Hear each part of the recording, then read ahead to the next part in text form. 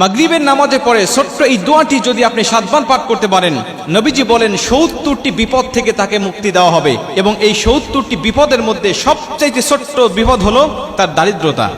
নবীজি সাল্লাল্লাহু আলাইহি ওয়াসাল্লাম তিরমিজি শরীফের 3601 নম্বর হাদিসের মধ্যে বলেন যে তোমরা এই দোয়াটি নিয়মিত পাঠ করো। এই দোয়াটি যদি কেউ নিয়মিত পাঠ করতে পারে, আল্লাহ পাক তাকে 70টি বিপদ থেকে হেফাজত করবে। এবং এই 70টি বিপদের মধ্যে সবচেয়ে ছোট্ট বিপদ হলো তার দারিদ্রতা। দারিদ্রতা হলো আমাদের জীবনে সবচেয়ে বড় বিপদ। আর নবীজি বলছে 70টির মধ্যে দারিদ্রতাই হলো ছোট্ট বিপদ। তার মানে আরো বড় বড় যত বিপদ আপদ বালা মুসিবত রয়েছে, আল্লাহ সব বালা মুসিবত থেকে আমাদেরকে হেফাজত করবে। তার মানে আমি অসুস্থতা আছি, আপনি বিপদে আছেন, অসুস্থতায় আছেন, আল্লাহ পাক অসুস্থতাও আপনার দূর করে দিবে। আপনি বিপদে আছেন, এই দোয়াটি পাঠ করেন, আল্লাহ বিপদ থেকেও আপনাকে মুক্ত করে দিবে। আপনি দুশ্চিন্তায় আছেন, ডিপ্রেশনে আছেন, এই দোয়াটা পাঠ করেন, আল্লাহ দুশ্চিন্তা থেকেও আপনাকে মুক্তি দান করবে।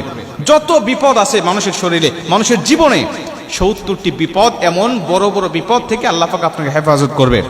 রাসূল সাল্লাল্লাহু আলাইহি ওয়াসাল্লাম বলেন, হযরত আবু হুরায়রা রাদিয়াল্লাহু তাআলা আনহু বর্ণনা করেন, রাসূল সাল্লাল্লাহু আলাইহি ওয়াসাল্লাম বলেন, তোমরা লা হাওলা ওয়ালা কুওয়াতা ইল্লা বিল্লাহ এই দোয়াটি বেশি বেশি পাঠ করো, কেননা এটা হলো জান্নাতের রত্ন ভান্ডার। কেননা এটা হলো জান্নাতের রত্ন ভান্ডার। এই দোয়াটি যদি তোমরা বেশি বেশি পাঠ করো, জান্নাতের রত্ন ভান্ডার তোমাদেরকে দান করা হবে। এবং এই হাদিসের শেষের দিকে নবীজি সাল্লাল্লাহু আলাইহি ওয়াসাল্লাম বলছেন, তোমরা যদি এই দোয়াটির সাথে আরেকটু দোয়া যোগ করে যদি পাঠ করতে পারো, তাহলে তোমাদেরকে 70টি বিপদ থেকে মুক্ত করা হবে। কি সেই দোয়া? নবীজি বলছেন, লা হাওলা ওয়ালা কুওয়াতা ইল্লা বিল্লাহ ওয়ালা মানজা মিনাল্লাহি ইল্লা ইলাইহি।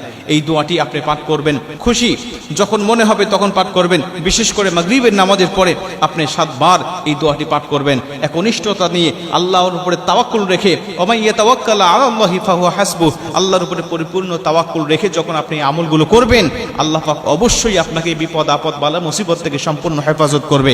এই ছোট্ট ছোট্ট দোয়ার আমলগুলো যখন আমরা করি, এর পাওয়ারফুল দেখে, এর কার্যকারিতা দেখে আমাদের ঈমান বেড়ে যায়। নবীজি সাল্লাল্লাহু আলাইহি ওয়াসাল্লাম বলেন, এই ছোট্ট ছোট্ট আমল করার কারণে মানুষ সওয়াবের অধিকারী হয় এবং এইটা দেখে মানুষের ঈমানও বেড়ে যায়।